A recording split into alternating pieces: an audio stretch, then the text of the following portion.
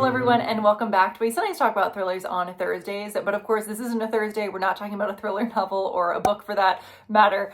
We were talking about, I've got my Shining shirt on because we're going to be reviewing a horror movie, which is of course Shelby OAKS. So this is going to be completely spoiler free. I'm going to talk a little bit about what it's about. Do I watch Chris Stuckman's videos? Because I think that's kind of something maybe helpful to mention at the start. And then we'll get in pros and cons. But again, no spoilers all the way through. So a little bit of a departure from my typical horror book reviews, but if you do want to decide which horror haunted house novel to read during Halloween season, I just posted a video all about that a few days ago if you want to check it out. But before we get into the review, I will say that unsurprisingly, I've had a horror book review channel for over a decade, and Chris Stuckman, although he's a movie reviewer, he clearly really loves horror, and I have watched especially a lot of his Halloween time horror movie series reviews on YouTube. I do really enjoy his videos, but I wouldn't classify myself as some type of super fan. I also did not follow the development of Shelby OAKS incredibly closely. I saw when it was picked up by Neon, little pieces like that. I think I've maybe seen one video of him talking about it. So I would say as much as I like his videos, I think I can review this from a fairly neutral eye. And I think that is going to be a tricky thing for people who watch his videos. I think some people might review the movie maybe overly harsh, and some people might be overly easy on it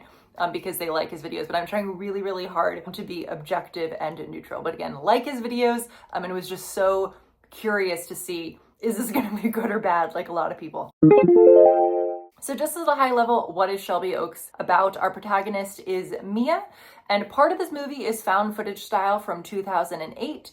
Mia has a younger sister named Riley, and Riley goes missing. Riley has a YouTube channel that kind of follows abandoned buildings, searching for ghosts, things like that. She goes missing during one of these ghost hunts, and then it is non-found footage style during 2020 when Mia is searching for Riley. So the kind of tagline for this is a woman's obsessive search for her missing sister leads her into a terrifying mystery at the hands of an unknown evil. So before I get into pros and cons, one overall kind of my main observation about this movie, and this isn't a pro and this isn't a con, so that's why I'm mentioning it here. I was pretty shocked from start to finish just how relentlessly dark this movie is. And again, that's not a bad thing. It's not necessarily a good thing, just an observation. And yes, it's a horror movie, but it feels as if the horror movies I've seen lately in theaters, even if it's something like 28 years later, has some amount of levity or humor.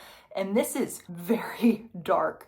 And I don't know why, but that was a surprising thing to me. Again, I haven't followed the development of this very much. I really did not know what to expect aside from seeing the trailer, but I don't know. I'm not going to get into spoilers, but it was a lot at some points. But now we're going to get into pros and then cons.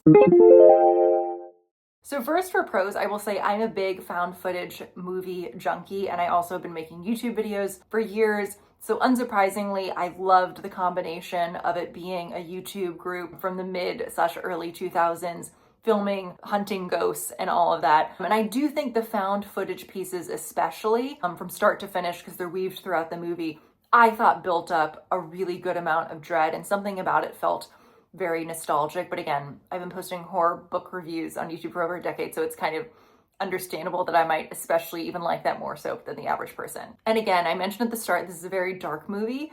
Yes, but on top of that, I do think I'm someone who, I don't mind some jump scares. I know that there's kind of a hatred of them on YouTube. I know that some movie reviewers, maybe even Chris Stuckman, again, I watch his videos, but not religiously. I don't know what his opinion is on jump scares, I'll be honest. But I do think the ones he had in this movie were, I think, really well done. And I also think even when there weren't jump scares, there were a few moments throughout where I really was on the edge of my seat. I jumped in the theater.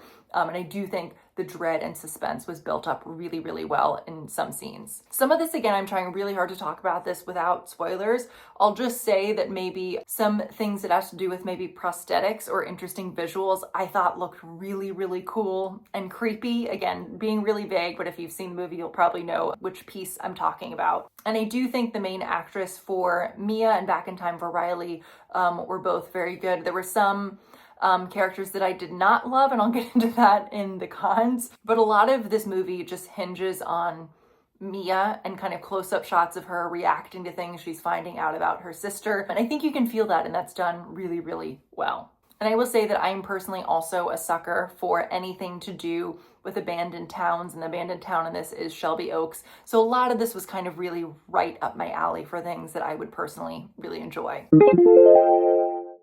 I'm trying to do kind of a quick review here, so now we're gonna go ahead and move into the cons. So I had two main issues that popped up with this movie as I was watching it, and kind of it had to do with things throughout the movie, start to finish. One, I think the actress for Mia was very good, and I think a lot of the acting of in this movie was very good. I just did not love some pieces of the writing when it came to Mia's character or Mia's husband, especially in their relationship. I know that he is not meant to be the main character, but I think we could have used even just 3 more minutes understanding their relationship and maybe what was going wrong specifically. There's maybe 3-4 lines, and their acting together just didn't feel like a real couple. And I know they're supposed to be going through issues, that's not a spoiler, but even them arguing or being in silence together just didn't feel realistic to me. And again, I don't really even understand why the husband character was in the movie. I kind of think it would have made more sense for them to just been divorced, if I'm honest. The other piece I had issues with, and again, I'm trying to talk about this without spoilers, the way that police or hospital staff made decisions or let people do or do not things kind of took me out of the movie. And granted, this is a horror movie. There are crazy things happening that we would not be experiencing in real life.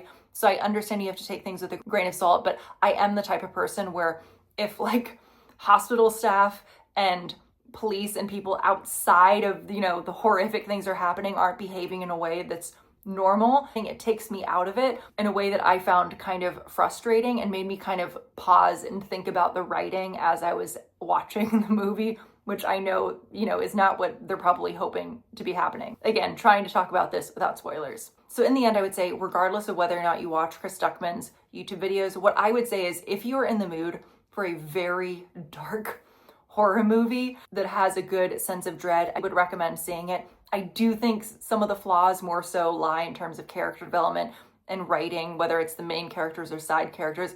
That's where it took me out a little bit. The one thing I will say is if you watch my videos, maybe you're someone who's just stumbling across this, I normally rate books on a scale of 1 to 5 creepy candles, and it's just a 1 to 5 good scale. It's not how scary something is. I'm having a really hard time rating this movie.